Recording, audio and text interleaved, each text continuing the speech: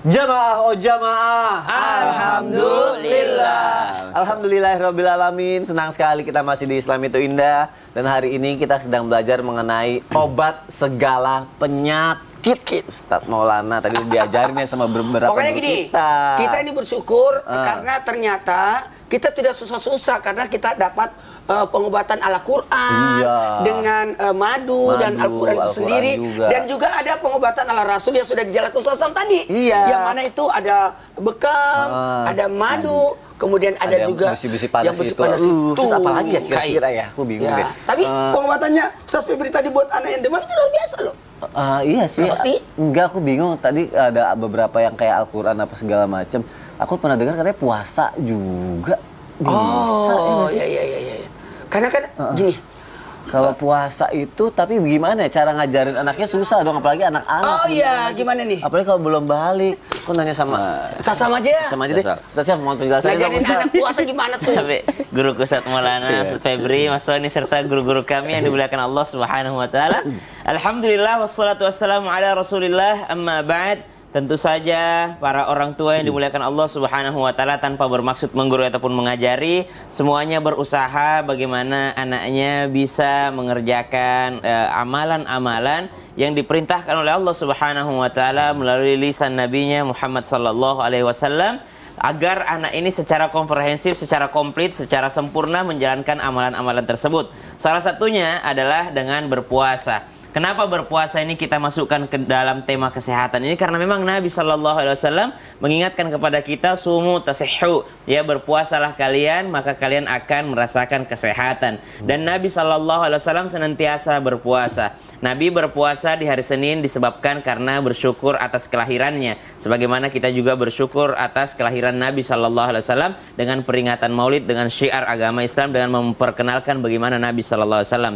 Yang kedua, Nabi Shallallahu Alaihi Wasallam juga berpuasa di hari Kamis sebagai puasa sunnahnya disebabkan karena amalan kita diaudit di hari Kamis. Maka senanglah seorang hamba ketika Allah sedang mengaudit amalannya sedang dia lagi berpuasa.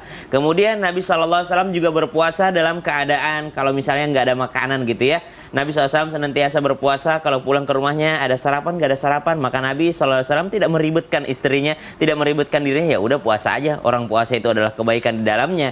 Lalu bagaimana kendalanya sekarang adalah mengajarkan anak-anak kita dalam hal berpuasa, tanpa bermaksud mengajari, karena kami sendiri pun belum punya anak yang wajib berpuasa gitu ya, atau yang wajib untuk diajarkan untuk berpuasa. Yang pertama mungkin kita sebagai orang tua ya, saya tadi tanya-tanya kepada host kita bagaimana caranya Sony mengajarkan anak-anak berpuasa, ya tentu saja katanya Ustadz pasti anak-anak itu butuh reward, butuh yakni hadiah atas setiap apa yang mereka lakukan. Karena kita sebagai orang dewasa saja itu butuh hadiah ya, ketika diiming-imingi oleh Nabi SAW yang berpuasa itu akan mendapatkan pintu khusus di hari kiamat ya, pintu khusus nanti di akhirat kelak, yakni pintu Ar-Rayyan, pintu kebahagiaan, karena orang berpuasa itu mendapatkan dua kegembiraan dari Allah Subhanahu wa taala, kegembiraan ketika ia berbuka puasa dan kegembiraan ketika nanti masuk ke surganya Allah Subhanahu wa taala. Maka jangankan anak kecil, orang dewasa pun butuh reward atas apa yang mereka lakukan. Kenapa Nabi SAW berpuasa? Nabi juga dikasih reward sama Allah Subhanahu wa taala dan bentuk syukurnya. Kita pun demikian, kita juga butuh reward, apalagi anak kecil. Mungkin yang secara nyata yang dilihat reward dari anak kecil bukan dari Allah Subhanahu wa taala saja, tapi reward daripada orang tuanya, minimal ucapan selamat dari orang tuanya, itu yang pertama. Yang kedua, ancaman kepada anak-anak kecil itu biasanya ancamannya bukan mengatakan nanti Allah marah, nanti Allah begini, nanti Allah begini. Tidak, tapi diancam kehilangan kasih sayang Allah Subhanahu wa taala.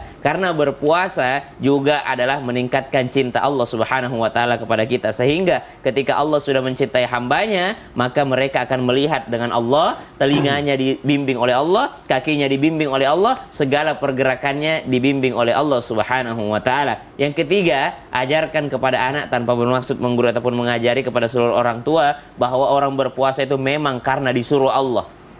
Karena disuruh oleh Allah Subhanahu wa taala. Kalau misalnya anak nanya, "Papa, kenapa papa puasa?" Karena disuruh Allah, Nak. Kenapa mama puasa? Karena disuruh Allah, Nak. Jadi jangan kasih alasannya dulu. Memang karena kita memperlihatkan bahwa kami ini orang tuamu karena disuruh Allah. Jadi kamu juga kalau disuruh Allah udah taat aja gitu. Sami'na wa ata'na. Wallahu taala Jadi alam. tanamkan mindset itu dulu ke Mindset anak itu ya dulu dari karena sekarang. disuruh Allah. Kenapa mama sholat? Disuruh Allah. Masya Allah. Terima kasih Ustaz Syam Siap, untuk sama-sama, penjelasannya. Bagus.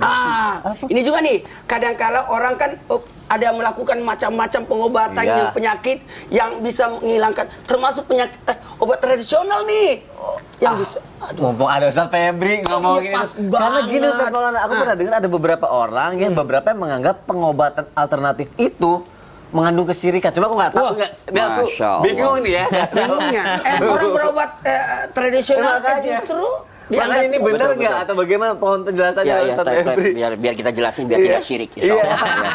Ya, Bismillahirrahmanirrahim. Ya, kalau kita bicara tentang pengobatan alternatif, sebenarnya pengobatan alternatif ini masuk dalam kajian Tibun Nabawi. Jadi bab yang ketiga dari kajian Tibun Nabawi adalah pengobatan yang ada di sekitar kita. Nah, bicara tentang alternatif itu adalah sebenarnya pengobatan yang ada di sekitar kita. Kita ada masas, kita ada pijat, ya udah itu kita ada herbal-herbal ada yang sekitar kita. Ya contohnya ada pegagan untuk kecerdasan, udah gitu misalnya ada mengkudu segala macam. Jadi banyak sekali dan itu adalah pengobatan alternatif. Nah, kenapa munculnya ada pengobatan alternatif? Karena selama ini orang kan hanya tahu pengobatan medis. Ya. Ya, pengobatan medis. Obat-obatan. Nah, padahal kalau kita bicara tentang Tibun Nabawi, yang utuh pengobatan itu adalah Tibun Nabawi. Nah, medisnya baru alternatif. Karena kembalikan dulu kepada wahyu. Nah, setelah wahyu, misalnya kita masih bingung mencari solusi yang ini, wahyu sudah jelas nih Allah akan menyembuhkan. Tapi kan sempurnakan ya ikhtiar kita, maka kita cari medis. Nah, jadi dengan menyempurnakan ikhtiar kita itu dikatakan alternatif. Nah, tapi Islam membatasi. Nah, ini para jamaah semuanya. Karena bicara tentang sakit, ini bicara tentang dua hal. Yang pertama adalah bicara tentang keimanan. Karena orang yang sakit itu pembisiknya banyak. Maka para jamaah hati-hati. Maka setan banyak membisikkan, udah kesana aja tempel telur sembuh. Nah, nggak jelas caranya bagaimana. Yang penting tempel telur sembuh. Atau misalnya udah dengan cara apa? Misalnya memasukkan sesuatu ke dalam tubuhnya atau menyembelih ya binatang ya dengan tidak menyebut nama Allah. Nah, ini hati-hati karena orang yang sakit itu ya setan senang membisikkannya. Karena apa? Yang bisa membuat putus asa setan itu adalah ketika orang sakit mengangkat kedua tangannya, maka tidak ada alasan Allah untuk tidak membuka pintu langitnya. Maka di situ setan selalu membisikkan, udah kamu bentar lagi mati segala macam. Untuk apa? Supaya orang yang sakit tidak percaya diri sama doanya. Nah, maka bicara tentang kesyirikan, Islam memberikan arahan. Contoh, ya salah satu pengobatan yang membawa syirik ketika kita mencari alternatif. Ketika berobat ditanya siapa namanya, tanggal lahirnya, nama orang tuanya.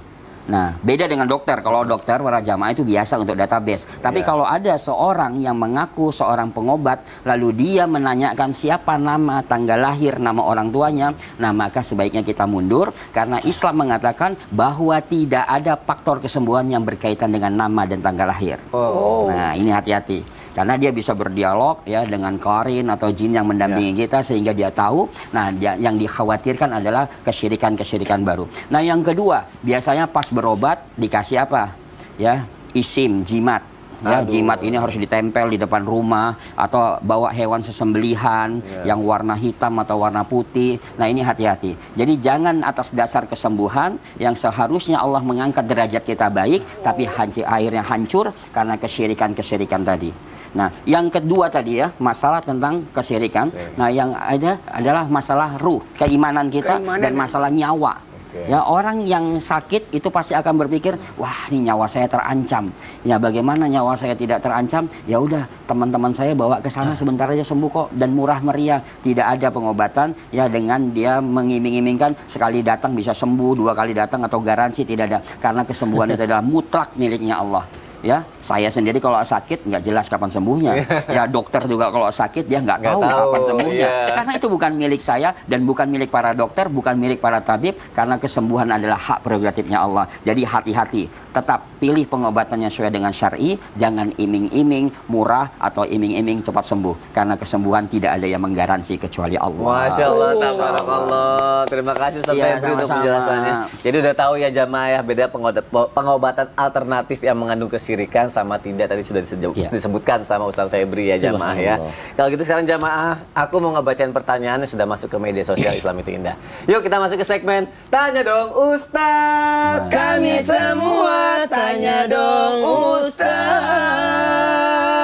Masya Allah, tabarakallah. Sekarang ada pertanyaan dari Instagram hamba Allah nih. Assalamualaikum Ustadz. Anak saya dari awal lahir sampai sekarang usia 4 bulan dia lebih gampang sakit-sakitan. Apakah ada doa yang bisa kita amalkan ketika anak sedang sakit dan diberi kesehatan selalu? Ustadz Syam. Bismillahirrahmanirrahim. Yang pertama adalah dengan bacaan Al-Quran, yakni dengan surah Asy-Syifa itu sendiri atau surah Al-Fatihah. Maka surah Al-Fatihah itu dibacakan bisa yakni ke air, bisa dibacakan langsung ke ubun-ubunnya anak, bisa dibacakan untuk seluruh tubuhnya anak. Jadi dibacakan lalu ditiupkan kepada seluruh tubuhnya bayi tadi. Yang kedua bisa dengan Al-Basmalah. Dengan Al-Basmalah, Bismillahirrahmanirrahim, Bismillahirrahmanirrahim, atau diganti dengan Al-Basmalah yang lain dengan redaksi Bismillahilladzi la yadurru ma'asmihi syai'un fil ard wala fis sama'i wa huwas samiul alim. Doa ini, doa anti racun ini pernah dibaca oleh sahabat Nabi SAW ketika untuk menghindari racun atau menghindari penyakit. Maka baca doa dua tadi itu Al-Basmalah dan Al-Fatihah. Ya. Terima kasih Ustadz Syam. Sama-sama, Ustaz. Nah, jadi gini, kalau berbicara tentang anak yang sakit, jadi gini, sebaiknya begini, kita yang tenang. Jadi ketenangan itu adalah separuh dari kesembuhan. Kadang-kala kan yang kita lakukan terlalu panik, Ya. panik. Jadi sebaiknya itu juga membahayakan. Sehingga tadi betul, tiba-tiba jalan pintas, melakukan hal-hal kemusyrikan, itu yang kita jaga. Sehingga juga terjadi namanya salah obat lah, kan setiap obat pasti ada fungsinya masing-masing ya. terus ada pasti efek sampingnya. Jadi harus lebih menjaga diri. Karena ternyata ada yang menyebabkan anak itu bisa bertambah sakit karena kepanikan dari orang tua. Maulana biar aku nggak panik juga, orang tua nggak panik, aku minta tolong boleh nggak? Apa itu? Bantuin bacain ini dong. Ya Allah. Aku lagi mencerna nih nasihat Ustaz soalnya. Ada yang harus aku Dari ingat. Instagram Amba Allah. Assalamualaikum Ustaz. Waalaikumsalam. Anak saya itu usianya 10 tahun, tapi lensa kacamatanya jauh lebih tebal daripada saya. Kadang kasihan melihat anak yang sudah harus pakai kacamata tebal itu. Nah, Ustaz, bagaimana lagi ya cara mengobati mata minus dan silinder terhadap anak? Masya Allah. Ini Ustadz Febri. Ustaz Febri. Harus jawab. Boleh tahu usia boleh nggak Ustadz Ya, Febri? boleh. Silakan Ustaz. Jadi kalau kita bicara tentang mata, Tibun Nabawi itu hanya mengangkat 3 herbal. Yang pertama itu adalah madu. Ya, jadi bagaimana caranya? Pejamkan mata, lalu oleskan madu di mata dan kita kedip-kedip. Jadi biar madu itu meresap perlahan-lahan. Jadi biar mata tidak kaget. Karena kalau kita tetesin ketika mata terbuka, tidak ada persiapan, akhirnya khawatir retina mata kita. Nah, yang kedua adalah kam'ah. Kam'ah itu adalah jamur. Ya, jamur diriwayatkan bahwa jamur itu tidak bertangan dan tidak berkaki. Jadi jamur itu bentuknya seperti kentang. Nah ini memang biasa ada munculnya di sekitar Afrika. Nah kam'ah ini ketika ada seorang ulama yang buta lalu diusapkan dengan air kam'ah itu matanya bisa melihat. Nah tapi ada juga yang ketiga itu adalah lidah buaya. Ya, lidah buaya, tapi bukan buaya beneran. Ini pohon lidah buaya. Ya, ini kisah Utsman bin Affan ketika dia umrah, ya tiba-tiba matanya kabur, ya lalu dia mengambilkan lidah buaya dan ditempelkan di matanya. Jadi seperti misalnya kalau kita zaman sekarang itu pakai timun, ditempelkan di mata ketika mau tidur, ya untuk relaksasi atau masker. Ya, nah ini lidah buaya bisa kita lakukan dan ini juga bisa mengatasi minus atau silinder. Ya, tapi yang pasti adalah terapi di waktu duha. Nah, kenapa terapi di waktu duha? Karena dalil tentang wasamsi wa duha, ada cahaya matahari, ada gerakan sholat, dan di situ ada obat. Ya, makanya ketika tanaman saja di situ memproduksi, di situ ada fotosintesis, ada stomata terbuka. Nah, di situ adalah gudang dari pengobat. Nah, makanya caranya kedipkan mata, kita sambil senam wajah atau senam mata kita menghadap matahari. Jadi kedip. Ya, untuk apa? Saraf-saraf mata kita. Jadi permasalahan adanya sinus atau silinder tanpa kita sadari adalah kita sering main gadget. Nah, jadi kita sering main gadget, akhirnya sensor dari mata kita, kefokusan mata kita terganggu dengan adanya cahaya yang kuat masuk ke mata kita. Jadi akhirnya mata itu mudah lelah. Nah, dengan mata mudah lelah, mata jarang kita terapi. Nah, padahal terapi yang paling mudah adalah tadi senam bagian mata kita dengan mengkedip-kedipkan lalu sambil dipanaskan. Karena saraf akan bergetar atau bergerak ketika terkena panas matahari. Kan silau. Iya, jadi tapi kita sambil panas. Nah, jadi kedip, buka. Nah, begitu juga kita bisa melakukan dengan beberapa terapi dengan menggunakan madu. Nah, terus terapi apa lagi untuk sinus atau silinder? Nah, itu bisa dilakukan dengan hijama, al-hajam, menajamkan penglihatan. Yang tadi Ustadz Sam, guru kita sudah menyampaikan bahwa salah satu obat itu adalah al-hijama. Nah, di mana titik yang diambil? Yang pertama bisa diambil di ala-rosun, umumugis. Jadi umumugis itu kalau telinga kita tarik, nah di puncaknya itu adalah titik ala-rosun atau umumugis, sebagaimana Rasulullah SAW mengatakan bahwa di sana letaknya 100 penyakit dan 100 kejahatan. Nah, terus yang kedua di mana? Nah, kalau kita ambil dari mata, ini kita ambil garis lurus di atas sedikit. Nah, kita bisa ambil di sini, ya. Ini juga untuk merilekskan saraf-saraf mata kita. Dan yang berikutnya, yang ketiga adalah di kening kita, di ujung rambut kita.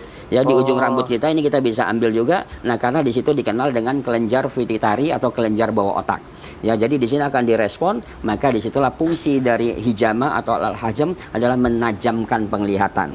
Ya, artinya saraf kita akan rileks, ya, maka penglihatan kita akan baik. Tapi tetap melakukanlah terapi-terapi yang disesuaikan oleh sunnah Rasulullah, yaitu manjakan mata kita juga dengan barang-barang wahyu. Karena tidak ada solusi yang hebat kecuali semuanya adalah obat yang ada dalam Al-Quran dan sunnah. Itu insya Allah. Terima kasih Ustaz Febri Ya, untuk sama-sama. penjelasannya dan semoga terjawab ya jamaah yang ada di rumah ya. Masya Allah, tabarakallah.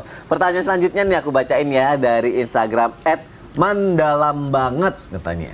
Assalamualaikum. Kenapa Waalaikumsalam ya? wabarakatuh. Saya setiap lihat senyuman Kak Sony selalu kelepek-kelepek. Aduh. Waduh, kerukian nih orangnya. Kak Sony gak kurang ada ini niatan berarti. mencari istri kedua. Saya mau deh. Waduh. Jangan dong. Saya setia sama istri saya. Aduh, gawat kalau Virus nonton nih. Tapi kamu kalau ada apa-apa DM aku aja ya. Wih, kok gitu sambungannya? Enggak, nanti kita lanjut nanti aja ya. Tetap di Islam itu indah ya jamaah. Alhamdulillah. Gila. Semuanya udah geleng-geleng, aku takut. Minta di DM. Bahaya deh.